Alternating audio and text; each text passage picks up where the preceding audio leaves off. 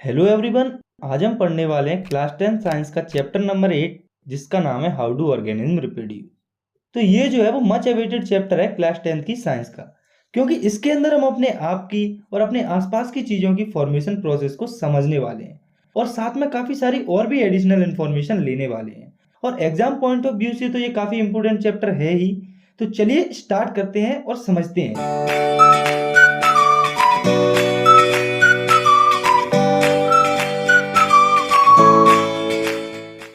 तो सबसे पहले हम ये समझते हैं कि ये रिप्रोडक्शन क्या होता है। तो the biological process in which organism produce new organism of their own kind. मतलब कि ये ऐसी बायोलॉजिकल प्रोसेस होती है जिसमें ऑर्गेनिज्म अपने जैसे न्यू ऑर्गेनिज्म को प्रोड्यूस करता है। लेकिन ये जो रिप्रोडक्शन होता है वो एक इसेंशियल लाइफ प्रोसेस नहीं होती, न्यूट्रिशन, रेस्पायरेशन और ट्रांसपोर्टेशन के जैसी। लेकिन ये फिर भी काफ़ी ज़्यादा इम्पोर्टेंट होती है। तो आइए अब हम ये जानते हैं कि ये जो रिप्रोडक्शन होता है वो क्यों इतना इम्पोर्टेंट होता है। तो रिप्रोडक्शन जो है वो स्पीसीज के कंटिन्यूएशन के लिए काफ़ी इम्पोर्टेंट होता है। कोई भी ऑर्गेनिज्म हो, चाहे वो यूनिसेलुलर हो या मल्टीसेलुलर हो, वो ये चाहता है कि उसकी स्पीसीज लॉन्ग टाइम तक इस अर्थ पर सर्वाइव करे। और इसी सर्वाइवल के कंटिन्यूएशन के लिए रिप्रोडक्शन काफ़ी इम्पोर्टेंट होता है। तो अब सवाल हमारे माइंड में ये आता है कि जो ऑर्गेनिज्म होते हैं क्या वो रिप्रोडक्शन की प्रोड्यूस में अपने आप की एग्जैक्ट कॉपीज प्रोड्यूस करते हैं। आइए इसके बारे में जानते हैं। तो होता क्या है, जब भी रिप्रोडक्शन होता है तब हमारे सेल के अंदर जो डीएनए होता है उसका रेप्लिकेशन होता है और उसकी कॉपीज बनती हैं। और डीएनए कॉपिंग में एडिशनल सेलुलर अपरेटस भी क्रिएट होते हैं, यानी कि सेल के कुछ और पार्ट्स भी इस प्रोसेस में पार्ट लेते हैं। तो जब भी डीएनए की कॉपिंग की प्रोसेस होती है तो उसमें कुछ ना कुछ थोड़ा बहुत वेरिएशन यानी कि चेंज हमें देखने को मिलता है। तो हम यहाँ से लिख सकते हैं, during reproduction DNA copies generated will be similar but may not be identical to the original. मतलब कि रिप्रोडक्शन में जो डीएनए कॉपी होती है वो सिमिलर होती है पर बिल्कुल आइडेंटिकल यानी कि बिल्कुल एक जैसी नहीं होती। और ये जो डीएनए कॉपिंग के टाइम पर वेरिएशन होता है वो बेसिस होता है इवोल्यूशन का। तो अब हम देखते हैं कि वेरिएशन क्यों जरूरी होता है। तो अभी मैंने आपको बताया कि ये जो वेरिएशन होता है वो काफी इंपॉर्टेंट होता है इवोल्यूशन के लिए। इसे आप ऐसे समझिए कि मान लो कि कोई रिप्रोड्यूसिंग ऑर्गेनिज्म की पर्टिकुलर पॉपुलेशन सूटेड है किसी पर्टिकुलर प्लेस पर रहने के लिए, और अगर उस पर्टिकुलर निच पर कोई ड्रास्टिक चेंज आता है जैसे कि वाटर लेवल में चेंज, टेम्परेचर में चेंज, तो उस चेंज के कारण पूरी की पूरी जो पॉपुलेशन है वो वाइप्ड आउट हो जाएगी यानी कि खत्म हो जाएगी। और अगर उस पर्टिकुलर पॉपुलेशन में कुछ वेरिएशन होंगे तो उस पॉपुलेशन के सर्वाइव करने के कुछ चांसेस होंगे। तो यहाँ से हम कह सकते हैं कि जो वेरिएशन होता है वो यूजफुल होता है किसी भी स्पीसीज के लॉन्ग टर्म सर्वाइवल के लिए। तो अब हम देखते हैं कि जो रिप्रोडक्शन होता है वो कितने टाइप्स का होता है। तो रिप्रोडक्शन दो टाइप्स का होता है, जिसमें कि पहला है एसेक्सुअल रिप्रोडक्शन और दूसरा है सेक्सुअल रिप्रोडक्शन। तो अब हम इन दोनों को बहुत ही अच्छे से डिटेल में समझने वाले हैं। तो सबसे पहले हम शुरुआत करते हैं एसेक्सुअल रिप्रोडक्शन से। तो the mode of reproduction which involve a single parent is called asexual reproduction. मतलब कि रिप्रोडक्शन का ऐसा मोड जिसमें कि सिर्फ एक पेरेंट इन्वॉल्व होता है उसे हम एसेक्सुअल रिप्रोडक्शन कहते हैं। तो अब हम देखते हैं एसेक्सुअल रिप्रोडक्शन के कुछ फीचर्स को, यानी कि फीचर्स ऑफ एसेक्सुअल रिप्रोडक्शन। तो इसका पहला फीचर है it consumes less time and energy. यानी कि जो एसेक्सुअल रिप्रोडक्शन होता है उसमें कम टाइम और कम एनर्जी इन्वॉल्व होती है। और ऐसा इसीलिए होता है क्योंकि एसेक्सुअल रिप्रोडक्शन में केवल एक ही पेरेंट इन्वॉल्व होता है, और इसीलिए वो पर्टिकुलर पेरेंट जब मैच्योर हो जाता है तो वो किसी पर भी डिपेंड नहीं होता रिप्रोडक्शन के लिए। इसीलिए एसेक्सुअल रिप्रोडक्शन में कम टाइम और कम एनर्जी इन्वॉल्व होती है सेक्सुअल रिप्रोडक्शन के कंपैरिजन में। और एसेक्सुअल रिप्रोडक्शन का दूसरा फीचर है it involves less variation which does not lead to evolution. तो आप जानते हैं कि एसेक्सुअल रिप्रोडक्शन में एक ही पेरेंट इन्वॉल्व होता है, जिसकी वजह से उसी पेरेंट के कैरेक्टरिस्टिक्स उसके ऑफस्प्रिंग में जाते हैं। तो जब सेम ही कैरेक्टर्स उसके ऑफस्प्रिंग्स में जाएंगे तो उसकी वजह से वेरिएशन काफ़ी कम होगा, जिससे इवोल्यूशन हमें काफ़ी नामात्र के लिए देखने को मिलेगा। वहीं अगर हम बात करें सेक्सुअल रिप्रोडक्शन की तो उसमें हमें ज़्यादा वेरिएशन देखने को मिलता है। और ऐसा इसीलिए होता है क्योंकि सेक्सुअल रिप्रोडक्शन में दो पेरेंट इन्वॉल्व होते हैं, जिसके कारण ऑफस्प्रिंग्स में कुछ कैरेक्टरिस्टिक्स मेल पेरेंट के आ जाते हैं और कुछ कैरेक्टरिस्टिक्स फीमेल पेरेंट के आ जाते हैं, जिससे जो ऑफस्प्रिंग प्रोड्यूस होता है सेक्सुअल रिप्रोडक्शन में वो काफ़ी डिफरेंट होता है उनके पेरेंट्स से, जिससे वेरिएशन भी काफ़ी ज़्यादा होता है, जिसकी वजह से इवोल्यूशन हमें काफ़ी ज़्यादा देखने को मिलता है। तो अब हम देखते हैं कि एसेक्सुअल रिप्रोडक्शन कितने टाइप्स का होता है। तो एसेक्सुअल रिप्रोडक्शन बेसिकली 6 टाइप्स का होता है, जो कि है fission, budding, spore formation, regeneration, fragmentation and vegetative propagation. तो अब हम एक एक करके एसेक्सुअल रिप्रोडक्शन के सभी पार्ट्स को अच्छे से डिटेल में समझ लेते हैं। तो हम शुरुआत करते हैं फिजन से। तो it can be defined as the splitting of a unicellular organism into 2 और मोर सेपरेट डॉटर सेल्स। मतलब कि किसी भी यूनिसेलुलर ऑर्गेनिज्म का 2 या 2 से ज्यादा सेपरेट सेल्स में डिवाइड होना ही फिजन कहलाता है। और यहाँ पर आपको याद रखना है कि जो फिजन होता है वो हमें केवल यूनिसेलुलर ऑर्गेनिज्म में देखने के लिए मिलता है। मल्टीसेलुलर ऑर्गेनिज्म के केस में हमें फिजन की प्रोसेस देखने को नहीं मिलती है। और ये जो फिजन होता है इसके फर्दर 2 टाइप्स होते हैं, जो कि है बाइनरी फिजन और मल्टीपल फिजन। तो इन्हें हम समझते हैं। When an unicellular organism divides its body into 2 new bodies, then such a fission is called binary fission। यानी कि फिजन की प्रोसेस में कोई भी यूनिसेलुलर ऑर्गेनिज्म जब 2 पार्ट्स में डिवाइड होता है तो उसे हम बाइनरी फिजन कहते हैं। For example amoeba, paramecium, etc. तो अब हम देखते हैं बाइनरी फिजन इन अमीबा। तो ये तो हमने जान लिया कि जो अमीबा होता है वो बाइनरी फिजन की प्रोसेस से रिप्रोडक्शन करता है, लेकिन हमें अब यहाँ ये देखना है कि आखिर ये प्रोसेस होती कैसे है। तो ये है एक पेरेंट अमीबा जो कि एक यूनिसेलुलर ऑर्गेनिज्म है। तो सबसे पहले इस अमीबा का जो न्यूक्लियस है वो इलोंगेट होना शुरू हो जाएगा, यानी कि डिवाइड होना शुरू हो जाएगा। उसके कुछ टाइम बाद ये सेल है उसका न्यूक्लियस और साइटोप्लाज्म डिवाइड हो जाएगा।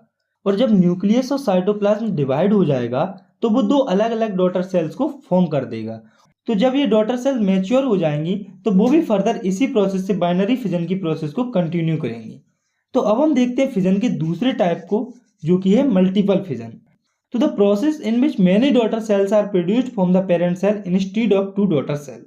मतलब कि ऐसी प्रोसेस जिसमें एक पेरेंट 2 से ज्यादा डॉटर सेल्स में डिवाइड हो जाता है उसे हम मल्टीपल फिजन कहते हैं। For example Plasmodium. तो गाइस आपने देखा होगा कि मलेरिया जो है वो हमारी बॉडी में काफी तेजी से फैलता है। तो ऐसा इसीलिए होता है क्योंकि मलेरिया का जो कॉजिंग एजेंट होता है प्लाज्मोडियम, वो हमारी बॉडी में मल्टीपल फिजन की प्रोसेस से डिवाइड हो रहा होता है, जिसकी वजह से प्लाज्मोडियम काफी जल्दी हमारी पूरी बॉडी में फैल जाता है। तो अब हम देखते हैं दूसरे टाइप के एसेक्सुअल रिप्रोडक्शन को, जो कि है बडिंग। तो it is an asexual reproduction method in which an organism develops from a bud of an existing organism. मतलब कि ये एसेक्सुअल रिप्रोडक्शन की ऐसी मेथड होती है जिसमें कि एग्जिस्टिंग ऑर्गेनिज्म से एक बड डेवलप होता है जो कि एक न्यू ऑर्गेनिज्म में ग्रो हो जाता है। इसका एग्जाम्पल है हाइड्रा। तो अब हम ये देखते हैं कि हाइड्रा में बडिंग कैसे होती है। तो मान लो कि ये है हमारा फुली मैच्योर हाइड्रा और इसके किसी पार्ट पर कोई टिनी बम्प अपीयर हो रहा है, तो ये जो पेरेंट हाइड्रा है वो इस बम्प को बड में डेवलप करता है। तो ये जो बड अपीयर हुआ है वो ग्रो करेगा उसी पेरेंट प्लांट पर, और जब ये बड फुली मैच्योर हो जाएगा तो वो ब्रेक हो जाता है और वो इंडिपेंडेंट नया हाइड्रा फॉर्म कर लेता है। तो अब हम देखते हैं तीसरे टाइप के एसेक्सुअल रिप्रोडक्शन को, जो कि है स्पोर फॉर्मेशन। तो it is a form of asexual reproduction in which parent plant produce hundreds of टिनी spores which can grow into new plants. यानी कि ये एक ऐसी मेथड होती है एसेक्सुअल रिप्रोडक्शन की जिसमें पेरेंट प्लांट सैकड़ों छोटे छोटे टिनी स्पोर्स को प्रोड्यूस करता है जो कि नए प्लांट्स में ग्रो हो सकते हैं। और ये जो प्रोसेस होती है वो सिर्फ नॉन फ्लावरिंग प्लांट जैसे कि फंगी, राइजोपस और बैक्टीरिया में ही देखने को मिलती है। तो अब हम देखते हैं स्पोर फॉर्मेशन इन राइजोपस। तो ये आप डायग्राम देख रहे हैं वो है फुली मैच्योर राइजोपस। इसमें आपको ये थ्रेड लाइक स्ट्रक्चर दिख रहे हैं वो है हाइपे। तो ये जो है वो नॉन रिप्रोडक्टिव पार्ट होता है जो कि रिप्रोडक्शन में पार्ट नहीं लेता है। और इन सभी हाइपेस के ऊपर जो ब्लॉक्स बने हुए हैं इन्हें हम कलेक्टिवली स्पोरेंजिया बोलते हैं। और इन ब्लॉक्स के अंदर जो छोटे छोटे रिप्रोडक्टिव सेल प्रेजेंट हैं इन्हें स्पोर्स कहा जाता है। और ये जो ब्लॉब है या स्पोरेंजिया है वो स्पोर्स को प्रोटेक्ट करता है कंप्लीटली मैच्योर होने तक।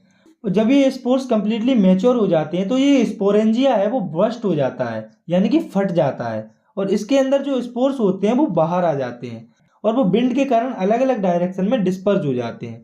और अगर इन स्पोर्स को फेवरेबल कंडीशन मिलती है तो वो नए राइजोपस में फॉर्म हो जाते हैं।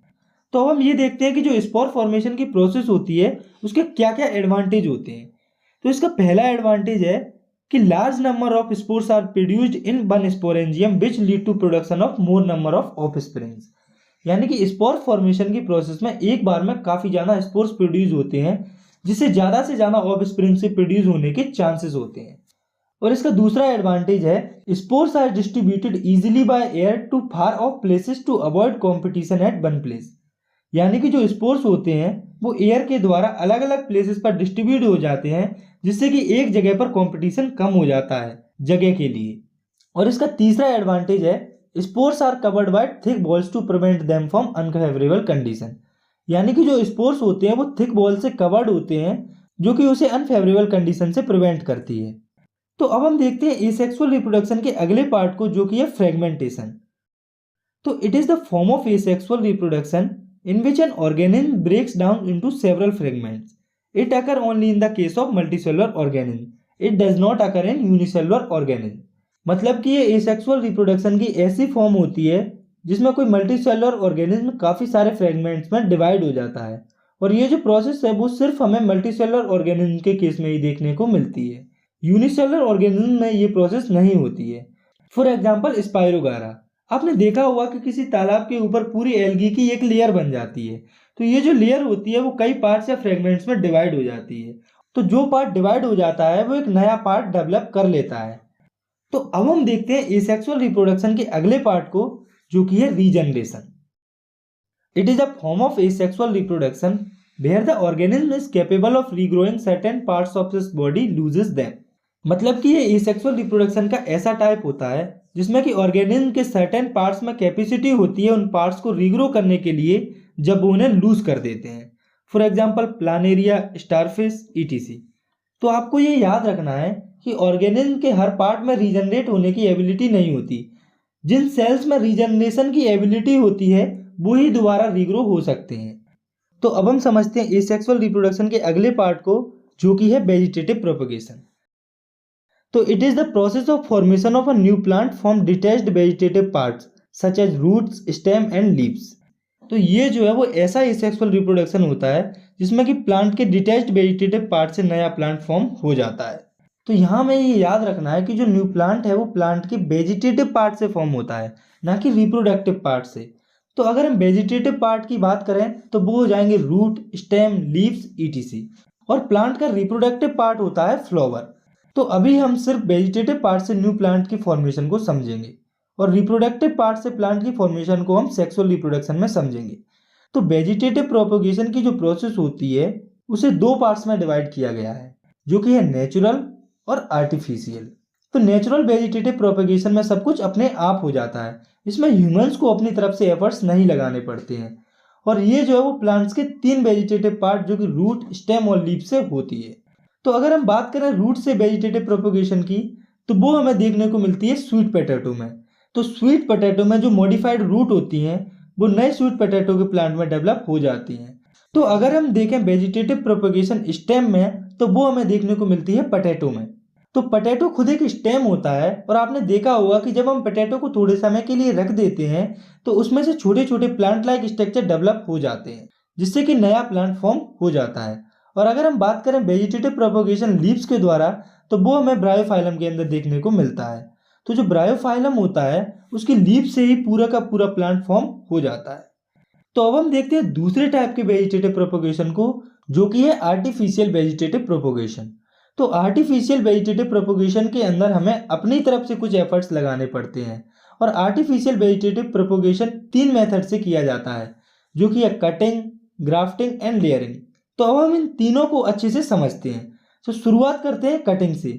तो इस प्रोसेस में प्लांट के स्टेम को कट कर लिया जाता है और उसे फेवरेबल कंडीशन देके न्यू प्लांट में ग्रो किया जाता है। फॉर एग्जाम्पल रोज, यानी कि गुलाब। तो जो रोज होता है, अगर आप उसकी स्टेम को कट कर देते हैं और उसे फेवरेबल कंडीशन देके लगा देते हैं तो वो न्यू रोज प्लांट में ग्रो हो जाता है। तो अब हम देखते हैं दूसरे टाइप के आर्टिफिशियल प्रोपगेशन को, जो कि है ग्राफ्टिंग। तो इसमें क्या है, दो डिजायरेबल प्लांट को कट किया जाता है और उन्हें ज्वाइन कर दिया जाता है, फिर उन्हें ग्रो किया जाता है एज अ सिंगल प्लांट। तो यहाँ पर याद रखने वाली बात यह है कि हम कोई भी दो प्लांट्स को कट करके नहीं जोड़ सकते, हम केवल क्लोजली रिलेटेड स्पीसीज को ही आपस में कट करके जोड़ सकते हैं। और इस प्रोसेस में हम प्लांट को कुछ ऐसे कट करते हैं कि वो आपस में ओवरलैप हो जाए और अच्छे से ज्वाइन हो जाए, और हम जो कटेड पार्ट होता है प्लांट का उसे अच्छे से बांध देते हैं या कहें कवर कर देते हैं। तो ग्राफ्टिंग की प्रोसेस में जो ऊपर वाला कटेड पार्ट होता है उसे सायन बोलते हैं, और दूसरे प्लांट का जो रूटेड पार्ट है उसे स्टाक कहा जाता है। इसके एग्जाम्पल को हम देखें तो वो हो जाएंगे मैंगो, रोज, ईटीसी। तो अब हम देखते हैं तीसरे टाइप के आर्टिफिशियल प्रोपोगेशन को, जो कि है लेयरिंग। तो इसके अंदर प्लांट की एक ब्रांच को ग्राउंड की तरफ पुल किया जाता है और उसके कुछ पार्ट को सॉइल से कवर किया जाता है और ब्रांच की जो टिप होती है उसे ग्राउंड से ऊपर रखा जाता है। तो जब ऐसा किया जाता है तो ब्रांच का जो पार्ट ग्राउंड में दबा हुआ रहता है वहां से न्यू रूट डेवलप होना स्टार्ट हो जाती हैं। For example jasmine, lemon, etc. तो यहाँ पर हमारा एसेक्सुअल रिप्रोडक्शन जो है वो खत्म होता है। जब आप हायर क्लासेस में जाएंगे तो आप इसे और ज़्यादा डिटेल में पढ़ेंगे। तो अब हम आगे बढ़ते हैं और समझते हैं सेक्सुअल रिप्रोडक्शन को। तो it can be defined as the production of new organism by the combination of genetic information of two individual of different sexes. तो सेक्सुअल रिप्रोडक्शन का मतलब होता है नए ऑर्गेनिज्म का प्रोडक्शन जब दो डिफरेंट सेक्सेस के ऑर्गेनिज्म का कॉम्बिनेशन हो, और दो डिफरेंट सेक्सेस का मतलब यहाँ मेल और फीमेल से है। तो जब मेल इंडिविजुअल के गैमेट और फीमेल इंडिविजुअल के गैमेट एक साथ फ्यूज होते हैं तब एक नया इंडिविजुअल फॉर्म होता है। तो अब हम देखते हैं इंपोर्टेंस ऑफ सेक्सुअल रिप्रोडक्शन, यानी कि सेक्सुअल रिप्रोडक्शन क्यों जरूरी होता है। तो आपने अभी कुछ टाइम पहले देखा था कि जो वेरिएशन होता है वो काफ़ी इंपॉर्टेंट होता है किसी भी स्पीसीज के लॉन्ग टर्म सर्वाइवल के लिए। और हम जानते हैं कि सेक्सुअल रिप्रोडक्शन में दो पेरेंट इन्वॉल्व होते हैं। तो जब दो पेरेंट रिप्रोडक्शन में इन्वॉल्व होंगे तो जो वेरिएशन है वो काफ़ी ज़्यादा होगा, जिसकी वजह से स्पीसीज लंबे समय तक सर्वाइव करेंगी और साथ ही साथ जो इवोल्यूशन है वो भी काफ़ी ज़्यादा होगा। तो यहाँ से हम लिख सकते हैं since sexual reproduction produce more variation as compare to asexual reproduction which lead to more evolution and variation. तो अब हम देखते हैं डिफिकल्टीज इन सेक्सुअल रिप्रोडक्शन, यानी कि सेक्सुअल रिप्रोडक्शन में क्या क्या प्रॉब्लम्स आती हैं। तो जैसा कि हम जानते हैं कि रिप्रोडक्शन की प्रोसेस में डीएनए की कॉपी बनती है, लेकिन मेजर प्रॉब्लम यहाँ ये आती है कि सेक्सुअल रिप्रोडक्शन में दो पेरेंट इन्वॉल्व होते हैं और जब दोनों पेरेंट का डीएनए कॉपी होगा तो डीएनए डबल हो जाएगा। तो इस प्रोसेस को ओवरकम करने के लिए ऑर्गेनिज्म के पास स्पेशलाइज्ड सेल्स होते हैं जिन्हें जर्म सेल्स कहा जाता है। तो जो जर्म सेल होते हैं उन्हें सेक्स सेल्स, गैमीट्स या रिप्रोडक्टिव सेल्स भी कहा जाता है। तो अगर कहीं पर भी आपको इन चारों टर्म्स में से कोई भी टर्म सुनने को मिलता है तो आपको ये याद रखना है कि यहाँ पर जर्म सेल्स की ही बात हो रही है। तो इन जर्म सेल के अंदर हाफ क्रोमोसोम यानी कि हाफ डीएनए होता है। तो जब दो ऑर्गेनिज्म के जर्म सेल्स आपस में मिलते हैं तो दोनों के आधे आधे क्रोमोसोम्स फ्यूज हो जाते हैं और एक नया इंडिविजुअल फॉर्म हो जाता है। तो आपको यहाँ ये याद रखना है कि जो फीमेल जर्म सेल होता है वो साइज में थोड़ा बड़ा होता है और उसमें फूड स्टोर होता है, और वहीं पर जो मेल जर्म सेल होते हैं वो मोटाइल होते हैं, यानी कि वे मूव कर सकते हैं और साइज में काफ़ी छोटे होते हैं। तो अब हम देखते हैं सेक्सुअल रिप्रोडक्शन के एक इम्पोर्टेंट इवेंट को, जो कि है fertilization. The process in which male gamete and female gamete fuse together to form a cell called zygote is called fertilization. यानी कि ऐसी प्रोसेस जिसमें मेल और फीमेल के गैमेट एक साथ फ्यूज होते हैं और जाइगोट फॉर्म करते हैं, तो उस प्रोसेस को हम फर्टिलाइजेशन कहते हैं। इसे हम आगे और भी अच्छी तरह से डिटेल में समझेंगे। फिलहाल हम समझते हैं sexual reproduction in flowering plant. तो इसे हम समझेंगे हिबिस्कस के प्लांट के थ्रू। तो ये है हमारा हिबिस्कस का फ्लावर।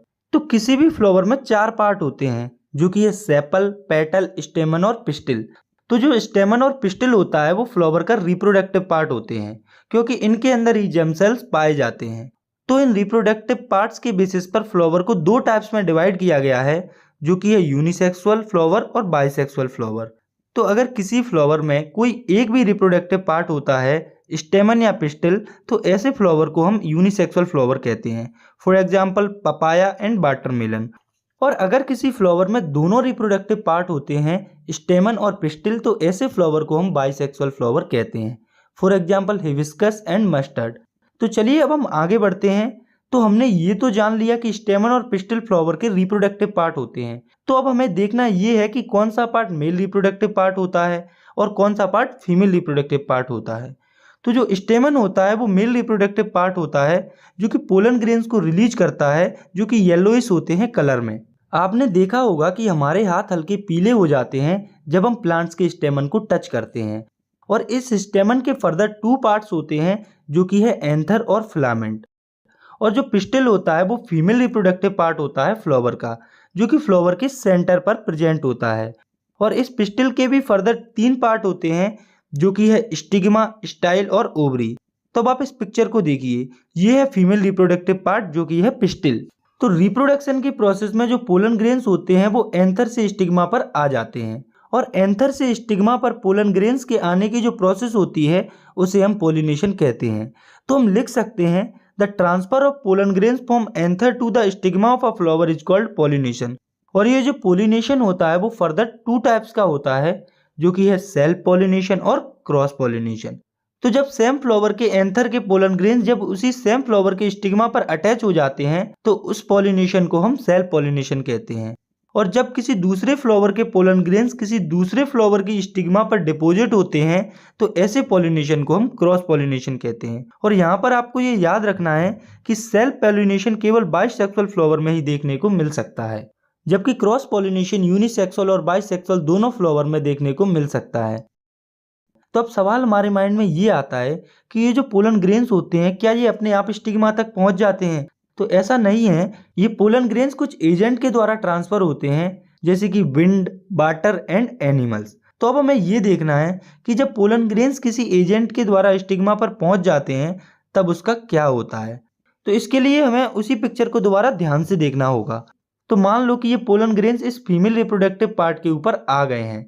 तो जब पोलन ग्रेन्स सुटेबल स्टिग्मा पर आ जाते हैं तो उन्हें जर्म सेल तक पहुंचना होता है, जो कि ओवरी में लोकेटेड रहते हैं। तो इस पोलन ग्रेन को ओवरी को रीच करने के लिए इस पोलन ट्यूब से पास होना होता है, जिसे कि स्टाइल कहा जाता है। तो जब पोलन ग्रेन्स ओवरी में पहुंच जाते हैं तो वो ओवरी के सेल के साथ फ्यूज होकर जाइगोट फॉर्म कर लेते हैं और फर्टिलाइजेशन की प्रोसेस हो जाती है। तो जब फर्टिलाइजेशन की प्रोसेस हो जाती है और जाइगोट बन जाता है तब जाइगोट, जो कि सेल का एक गुच्छा होता है, वो सेवरल टाइम डिवाइड होता है ओव्यूल के अंदर एम्ब्रियो को फॉर्म करने के लिए। तो जो ओव्यूल होता है वो एक टफ कोट डेवलप करता है, जो कि ग्रेजुअली एक सीड में कन्वर्ट हो जाता है। तो अब आप यहाँ देखिए, ये जो पार्ट है वो है ओवरी और इसके अंदर ये जो स्ट्रक्चर है ये है ओव्यूल और इसके अंदर ये जो डॉट लाइक स्ट्रक्चर आपको दिख रहे हैं ये है फीमेल जर्म सेल। तो जो पोलन ग्रेन्स होते हैं वो इन्हीं जर्म सेल्स के साथ फ्यूज होकर जाइगोट फॉर्म करते हैं। तो जब फर्टिलाइजेशन हो जाता है तो इस ओव्यूल के ऊपर एक थिक टफ कोट फॉर्म हो जाती है, जो कि ग्रेजुअली एक सीड में कन्वर्ट हो जाता है। और जो ओवरी होती है वो काफी जल्दी ग्रो होती है और फ्रूट को फॉर्म करती है। इसका एग्जाम्पल हो सकता है गुआवा का फ्रूट। और जब तक ये सब कुछ होता है तब तक फ्लावर के और पार्ट जैसे कि पेटल, सेपल, स्टेमन, स्टाइल और स्टिग्मा सिकुड़ जाते हैं और गिर जाते हैं। तो जो सीड होता है उसमें फ्यूचर प्लांट होता है और अगर उसे अप्रोप्रिएट यानी कि सही कंडीशन मिलती है तो वो भी एक नए प्लांट में फॉर्म हो जाता है और इस प्रोसेस को हम जर्मिनेशन कहते हैं। तो हमने यहाँ पर ये देखा कि फ्लावर के रिप्रोडक्टिव पार्ट कैसे काम करते हैं, लेकिन हमें अभी फ्लावर के दो और पार्ट्स को समझना है, जो कि है सेपल और पेटल। तो जो सेपल होता है वो प्रोटेक्ट करता है फ्लावर को उसकी इनिशियल स्टेज में, यानी कि जब फ्लावर ग्रो होना स्टार्ट ही हो रहा होता है तो सेपल उसे प्रोटेक्ट करता है। और जो पेटल होता है वो फ्लावर को अट्रैक्शन प्रोवाइड करता है, जिससे कि छोटे छोटे एनिमल्स और इंसेक्ट्स अट्रैक्ट होते हैं, जैसे कि बटरफ्लाई एटसेट्रा, जिससे कि पॉलिनेशन की प्रोसेस कंप्लीट हो पाती है। तो अब हम देखते हैं एक और इम्पोर्टेंट टॉपिक को, जो कि है डबल फर्टिलाइजेशन। तो आइए समझते हैं इसे। तो the process of fusion of one male gamete with the egg along with the union of second male gamete with the two polar nuclei और the second nucleus is called double fertilization। तो जब एक male gamete का fusion होता है egg के साथ, उसी के साथ दूसरे मेल गैमेट का फ्यूजन होता है दो पोलर न्यूक्लियाई के साथ, तो इस तरह के फर्टिलाइजेशन को हम डबल फर्टिलाइजेशन कहते हैं। तो अब आप इसे इस डायग्राम की हेल्प से समझिए। तो ये है ओवरी, जिसके अंदर रिलीज हुए पोलन ग्रेन्स या जर्म सेल्स आ चुके हैं, और ये आपको दो डॉट लाइक स्ट्रक्चर दिख रहे हैं, ये है पोलर न्यूक्लियाई। तो इस प्रोसेस में दो पोलन ग्रेन्स जो है वो ओव्यूल के अंदर एंटर करते हैं। तो ओव्यूल के अंदर यहाँ पर ये एग प्रेजेंट है और ये पोलर न्यूक्लियाई प्रेजेंट है। तो जो दो मेल गैमेट पोलर न्यूक्लियाई में एंटर हुए थे उसमें से फर्स्ट मेल गैमेट या पोलर न्यूक्लियाई जो है वो एग के साथ फ्यूज हो जाएगा, जो कि जाइगोट फॉर्म करेगा, और इस प्रोसेस को सिनगैमी कहा जाता है। और जो सेकेंड मेल गैमेट है वो फ्यूज करेगा इन दो पोलर न्यूक्लियाई के साथ और एंडोस्पर्म फॉर्म करेगा, और इस प्रोसेस को कहा जाता है ट्रिपल फ्यूजन। तो यहाँ पर हुआ क्या? तो सबसे पहले दो मेल गैमेट ओव्यूल के अंदर एंटर हुए, जिसमें से एक मेल गैमेट एग के साथ फ्यूज होकर जाइगोट बनाता है और इसे सिनगैमी कहते हैं। वहीं पर जो दूसरा मेल गैमेट होता है वो दो पोलर न्यूक्लियाई से फ्यूज होता है और एंडोस्पर्म फॉर्म करता है, और इसे ट्रिपल फ्यूजन कहा जाता है। और ये जो सिनगैमी और ट्रिपल फ्यूजन होता है इसे मिलाकर ही हम डबल फर्टिलाइजेशन कहते हैं। तो चलिए अब हम आगे बढ़ते हैं और समझते हैं इस चैप्टर के सबसे इंपॉर्टेंट टॉपिक को, जो कि है रिप्रोडक्शन इन ह्यूमन बींग्स, यानी कि ह्यूमन बींग्स के अंदर रिप्रोडक्शन। तो जो ह्यूमंस होते हैं वो सेक्सुअल मोड ऑफ रिप्रोडक्शन का यूज करते हैं। तो आइए देखते हैं कि ये जो प्रोसेस होती है वो कैसे काम करती है। तो जैसे जैसे हमारी उम्र बढ़ती है हमारी बॉडीज में कुछ चेंजेस होना स्टार्ट हो जाते हैं और ये जो चेंजेस होते हैं इन्हें हम दो कैटेगरीज में डिवाइड करते हैं। पहले चेंजेस में हम देखते हैं कि अर्ली एजेस में हमारी जो हाइट है वो काफ़ी अच्छी तरह से ग्रो करती है और हमारे जो मिल्क टीथ होते हैं यानी कि दूध के दांत होते हैं वो टूट जाते हैं और उनकी जगह पर परमानेंट टीथ आ जाते हैं। इन चेंजेस को हम ग्रोथ चेंजेस कंसीडर करते हैं। एक और टाइप के चेंजेस हमें हमारी बॉडी में अर्ली टीनेज ईयर में देखने को मिलते हैं जो कि है रिप्रोडक्टिव चेंजेस। तो टीनेज ईयर की अगर हम बात करें तो वो होती है लगभग 12 से 13 साल की एज। तो आइए अब हम इन चेंजेस को देखते हैं। तो कुछ चेंजेस जो हैं वो बॉयज और गर्ल्स में कॉमन होते हैं, तो पहले हम उन्हीं चेंजेस को देखते हैं।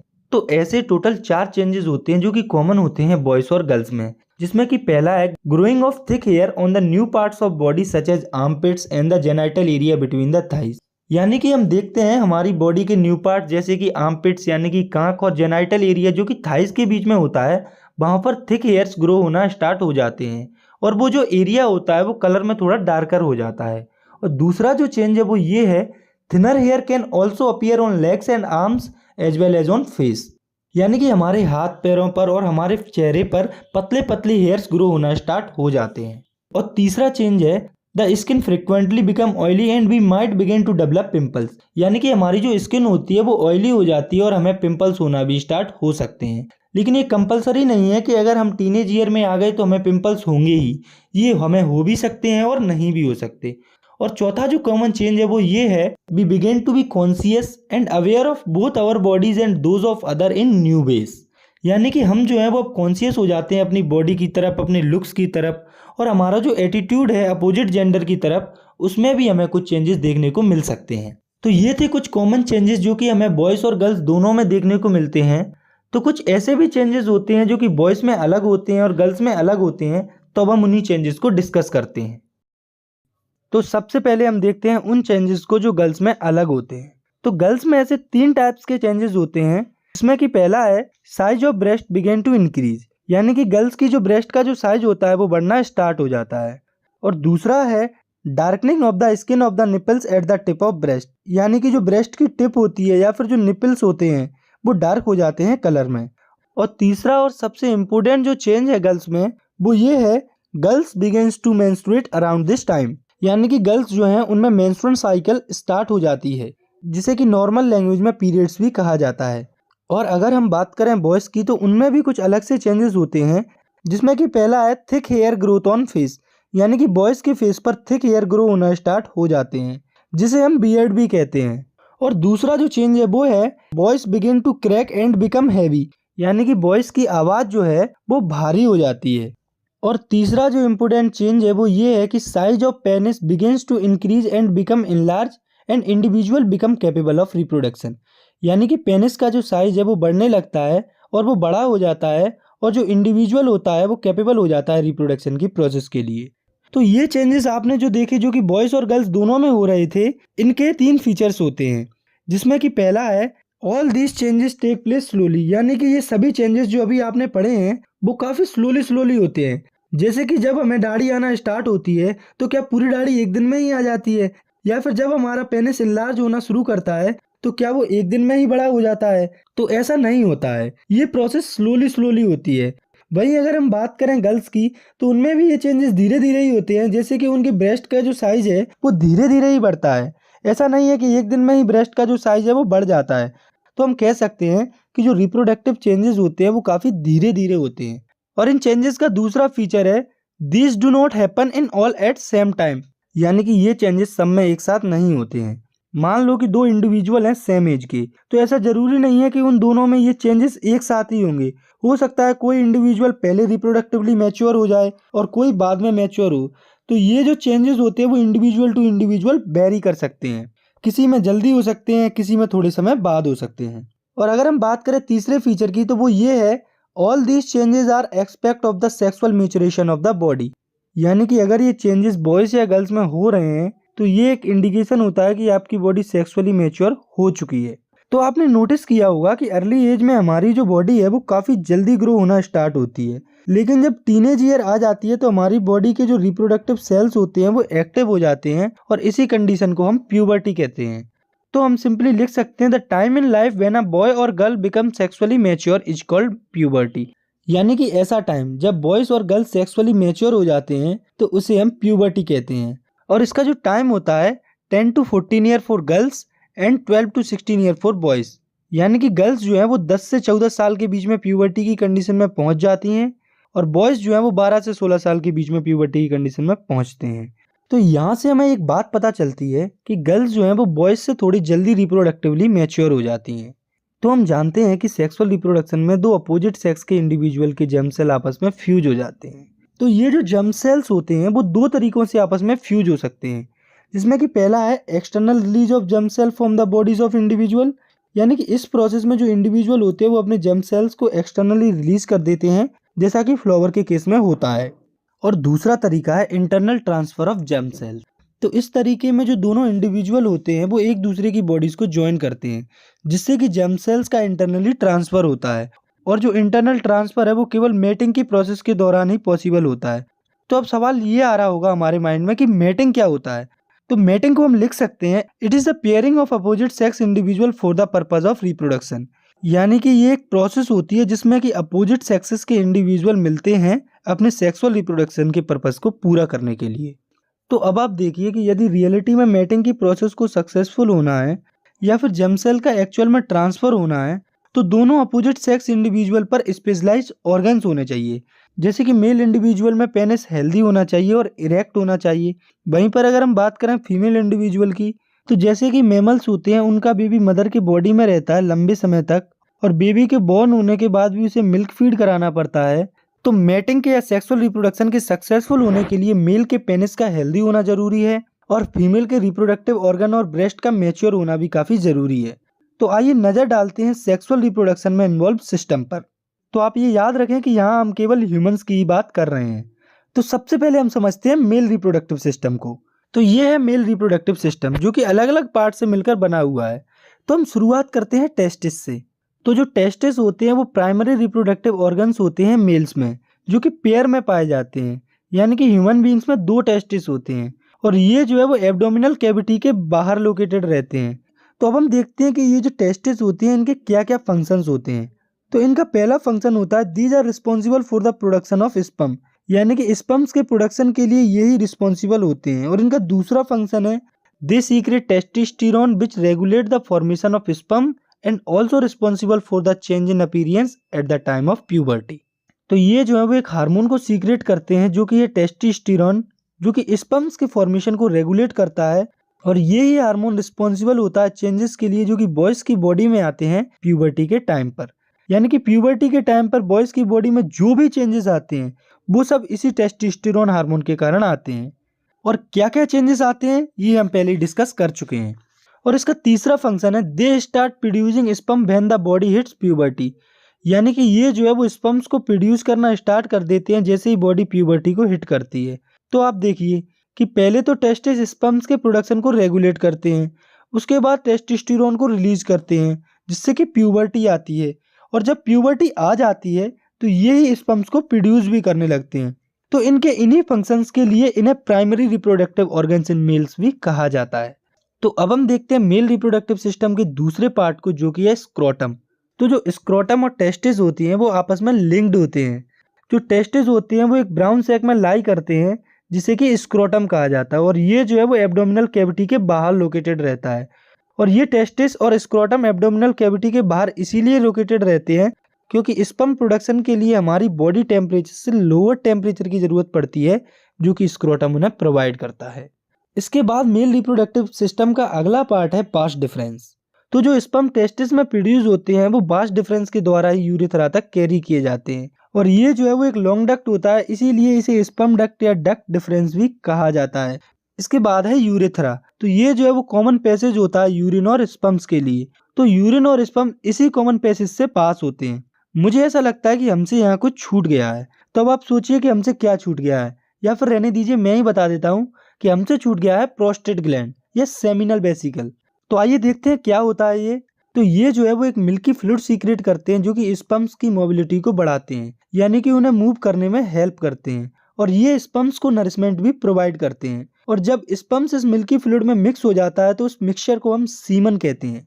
तो अब हम ये देखते हैं कि हम इतने टाइम से स्पर्म्स की बात कर रहे हैं कि आखिर ये स्पर्म दिखता कैसा है। तो स्पर्म जो है वो कुछ ऐसा दिखता है। इसके आगे वाले पार्ट को हम हेड कहते हैं और ये वाला जो मिडिल वाला पार्ट है इसे मिडिल पीस कहा जाता है और इसके लास्ट वाले पार्ट को टेल कहा जाता है। तो अब हम एक बार दोबारा से मेल रिप्रोडक्टिव सिस्टम को अच्छे से देख लेते हैं। तो सबसे पहले ये है टेस्टिस। तो इनमें जो है वो स्पर्म का प्रोडक्शन होता है और ये है ब्राउन सैक स्क्रोटम जो कि लोअर टेम्परेचर प्रोवाइड करवाता है स्पर्म की फॉर्मेशन के लिए। और जब स्पर्म मैच्योर हो जाता है तो वो एपिडाइडिमिस के थ्रू वास्ट डिफरेंस में पहुंच जाता है। तो शायद ये मैंने आपको पहले नहीं बताया था, तो आपको ये याद रखना है कि स्पर्म मैच्योर होने के बाद एपिडाइडिमिस के थ्रू ही वास्ट डिफरेंस में पहुंचते हैं और जब स्पर्म्स वास्ट डिफरेंस में पहुंच जाते हैं उसके बाद वास्ट डिफरेंस उन्हें यूरेथ्रा तक ले जाती है। यूरेथ्रा जो कि एक कॉमन पैसेज होता है यूरिन और स्पर्म्स के लिए। तो यहाँ पर आपको एक इम्पोर्टेंट बात याद रखनी है, वो ये है कि the sperms and urine can not discharge together, यानी कि जो यूरिन और स्पर्म्स होते हैं वो कभी एक साथ डिस्चार्ज नहीं हो सकते। यदि यूरिन डिस्चार्ज हो रही है तब स्पर्म डिस्चार्ज नहीं हो सकता और अगर स्पर्म डिस्चार्ज हो रहे हैं तब यूरिन डिस्चार्ज नहीं हो सकती। तो अब हम बात करते हैं फीमेल रिप्रोडक्टिव सिस्टम की। तो फीमेल रिप्रोडक्टिव सिस्टम कुछ ऐसा दिखता है और इसमें ये जो आपको ओवल शेप्ड स्ट्रक्चर दिख रही है वो है ओवरी जो कि पेयर में प्रेजेंट होती है और ये जो स्ट्रक्चर आपको दिख रही है ये है फैलोपियन ट्यूब जिसे कि ओविडक्ट भी कहा जाता है और ये है यूटेरस। इसके बाद जो स्ट्रक्चर है वो है सर्विक्स और ये है वेजाइना। तो इनके फंक्शंस को समझने के लिए हमें ये समझना है कि एक्चुअली रिप्रोडक्शन की प्रोसेस में होता क्या है और जब आप उस प्रोसेस को समझ लेंगे तो आपको इन सभी के फंक्शंस अपने आप समझ में आ जाएंगे। तो सबसे पहले when mating occurs vagina receives sperm cells. तो जब मैटिंग यानी कि सेक्स होता है तो जो फीमेल्स की वेजाइना होती है वो स्पर्म सेल्स को रिसीव करती है। तो हमें यहाँ से वेजाइना का फंक्शन भी पता चलता है जो कि है स्पर्म सेल्स को रिसीव करना मैटिंग की प्रोसेस में। जब स्पर्म्स वेजाइना में आ जाते हैं तब sperms are carried through the cervix and then enter the uterus, यानी कि स्पर्म जो है वो सर्विक्स के थ्रू यूटेरस में एंटर कर जाते हैं। और जब स्पर्म्स यूटेरस में एंटर कर जाते हैं तो जो ओवरीज होती हैं फीमेल्स की उनमें काफ़ी सारे इमेच्योर एग प्रेजेंट होते हैं और जब बॉडी प्यूबर्टी को हिट करती है तो ये एग मैच्योर होना स्टार्ट हो जाते हैं और हर एक ओवरी अल्टरनेटिवली हर एक महीने में एक एक एग को रिलीज करती है और ओवरी जो एग को रिलीज करती है उसे female gamete, female germ cell या ओवम भी कहा जाता है और ये जो ओवम या फीमेल गैमीट होती है वो ओविडक्ट में रिलीज होती है। तो अब जो एग है वो ओविडक्ट में आ चुका है। तो अब हम बात करते हैं स्पर्म्स की। तो जब भी मैटिंग होती है तो उस प्रोसेस में मिलियंस ऑफ स्पर्म्स एंटर करते हैं वेजाइना में। तो जो मिलियंस ऑफ स्पर्म्स एंटर करते हैं उनमें से ज़्यादातर जो स्पर्म सेल्स होते हैं वो मर जाते हैं। तो हमने अभी देखा था कि कुछ स्पर्म सेल्स सर्विक्स के थ्रू यूटेरस में पहुंच चुके हैं। तो जो स्पर्म्स होते हैं वो यूटेरस से पास होकर फैलोपियन ट्यूब में एंटर करते हैं। तो यहाँ भी एक गौर करने वाली बात है कि जो स्पर्म्स यूटेरस में होते हैं उन्हें नहीं पता होता कि किस फैलोपियन ट्यूब में इस मंथ में एग रिलीज हुआ है। तो स्पर्म्स दोनों लेफ्ट और राइट वाली फैलोपियन ट्यूब में एंटर कर जाते हैं। तो जो स्पर्म रॉन्ग फैलोपियन ट्यूब में एंटर कर जाते हैं वो तो वैसे ही डिस्ट्रॉय हो जाते हैं। रॉन्ग से मेरा मतलब है कि उस वाले फैलोपियन ट्यूब में जिसमें कि इस मंथ एग रिलीज नहीं हुआ है। तो कुछ स्पर्म तो ऐसे डीएक्टिवेट हो जाते हैं और कुछ स्पर्म जो है वो उस फैलोपियन ट्यूब की तरफ जाते हैं जिसमें कि एग रिलीज हुआ है। तो अभी भी काफ़ी सारे स्पर्म सेल्स होते हैं जो कि बच जाते हैं। तो इन बचे हुए स्पर्म सेल्स में से ही कोई एक स्पर्म्स एग से फ्यूज हो जाता है और जाइगोट फॉर्म कर लेता है। और ये जो प्रोसेस है वो कहाँ पर हो रही है? तो ये जो प्रोसेस है वो फैलोपियन ट्यूब के अंदर हो रही है। तो फर्टिलाइजेशन की प्रोसेस में जो जाइगोट बनता है वो डिवाइड होता है एम्ब्रियो को फॉर्म करने के लिए। तो हुआ क्या, सबसे पहले स्पर्म सेल आया, वो फ्यूज हुआ एग के साथ और जाइगोट फॉर्म होता है। उसके बाद जो जाइगोट होता है वो डिवाइड होता है और एम्ब्रियो फॉर्म होता है। तो यहाँ से मेन जो प्रोसेस है वो अब शुरू होती है। तो जब जाइगोट एम्ब्रियो में कन्वर्ट हो जाता है तो जो यूटेरस होता है वो अपने आप को रेडी करता है उस पर्टिकुलर एम्ब्रियो की इम्प्लांटेशन के लिए। इम्प्लांटेशन का मतलब उसको रखने के लिए। तो इसके लिए यूटेरस की जो इनर लाइनिंग होती है वो थिक होने लगती है और वो रिचली सप्लाइडेड हो जाती है ब्लड वेसल से। तो ऐसा होता क्यों है? तो ऐसा होता है डेवलपिंग एम्ब्रियो को नरिशमेंट देने के लिए। तो जब यूटेरस रेडी हो जाता है इम्प्लांटेशन के लिए तो जो एम्ब्रियो होता है वो इम्प्लांट हो जाता है यूटेरस में। तो जैसे ही एम्ब्रियो इम्प्लांट हो जाता है तो एक स्पेशल टिश्यू डेवलप होना स्टार्ट हो जाता है यूटेरस और एम्ब्रियो के बीच में, जिसे कि प्लासेंटा कहा जाता है। और ये जो प्लासेंटा होता है वो एक कनेक्शन होता है एम्ब्रियो और मदर साइड के बीच में। और इसकी जो एम्ब्रियो साइड होती है उसमें विलाई प्रेजेंट होती हैं और जबकि इसकी मदर साइड में ब्लड स्पेसेस पाई जाती हैं। तो जो मदर की साइड में जो ब्लड स्पेसेस होती हैं उनमें ब्लड के थ्रू ऑक्सीजन और ग्लूकोज पहुंचाई जाती है डेवलपिंग फीटस तक। तो ग्लूकोज और ऑक्सीजन डेवलपिंग फीटस तक पहुंचते हैं तो डेवलपिंग फीटस उस ऑक्सीजन और ग्लूकोज को यूज करता है और कार्बन डाइऑक्साइड और यूरिया को as a waste product release करता है। और ये जो वेस्ट मटेरियल होता है वो प्लेसेंटा के थ्रू रिलीज होता है। तो ये तो हमने देख लिया प्लेसेंटा का वर्क। तो जो एम्ब्रियो होता है वो यहीं पर यूटेरस में ही कम्प्लीटली डेवलप होता है और इस पूरे पीरियड को यानी कि एम्ब्रियो डेवलपमेंट के पीरियड को गेस्टेशन पीरियड कहा जाता है, जो कि 9 मंथ्स का होता है। तो ये तो बात हो गई कि जब एग जो है वो फर्टिलाइज हो जाता है, यानी कि जब स्पर्म सेल्स होते हैं वो फीमेल के पास होते हैं। लेकिन हर कंडीशन में तो ऐसा नहीं होता है कि स्पर्म सेल्स फीमेल के पास हो उसे फर्टिलाइज करने के लिए। तो अब हम देखते हैं what happens when egg is not fertilized, यानी कि क्या होता है जब एग जो है वो फर्टिलाइज नहीं होता। तो जब एग फर्टिलाइज नहीं होता तो ये लगभग 1 से 2 दिन तक जिंदा रहता है। तो जैसा कि हम जानते हैं कि जो ओवरी होती है वो हर महीने एग को रिलीज करती है, इसीलिए जो यूटेरस होता है वो हर महीने अपने आप को फर्टिलाइज्ड एग को रिसीव करने के लिए प्रिपेयर करता है। और ये प्रिपेयर कैसे करता है अपने आप को, तो इसके लिए ये देखिए, ये जो यूटेरस है इसकी जो लाइनिंग होती है वो थिक और स्पॉन्जी हो जाती है, जो कि एम्ब्रियो को नरिश कर सकती थी। तो लेकिन यहाँ पर जो फर्टिलाइजेशन है वो हुआ ही नहीं, इसीलिए इस लाइन की कोई ज़रूरत नहीं है।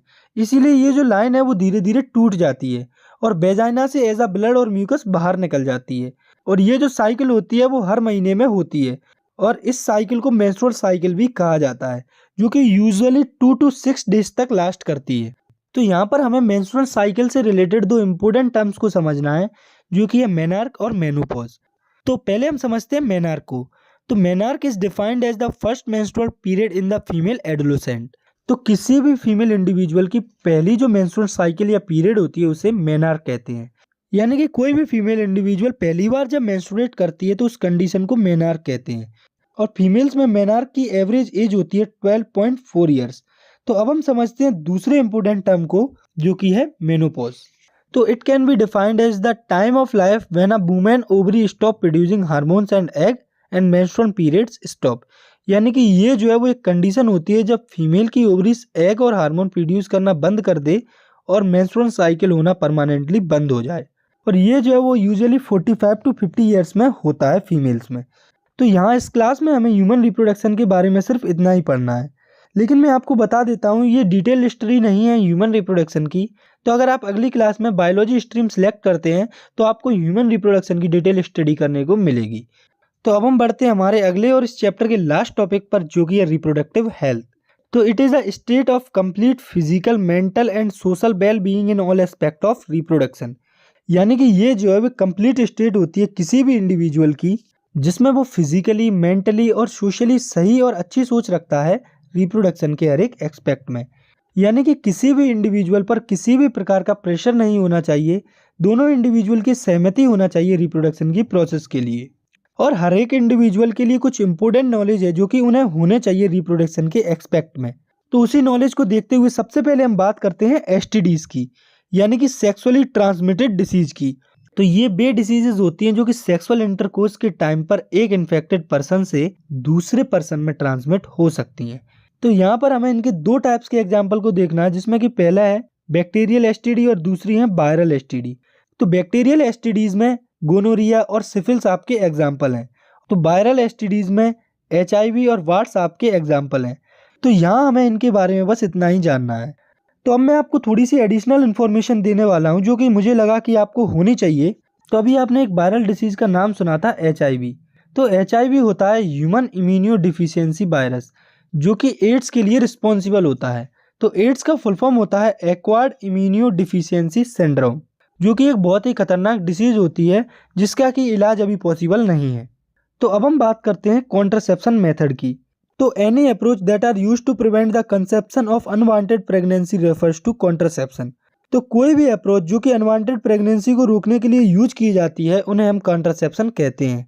तो इसे आप ऐसे समझिए कि मान लो कि कोई कपल है और उसे कुछ टाइम के लिए प्रेगनेंसी को अवॉइड करना है, या फिर उनका पहले कोई चाइल्ड है और अभी कुछ टाइम तक उन्हें प्रेगनेंसी को अवॉइड करना है।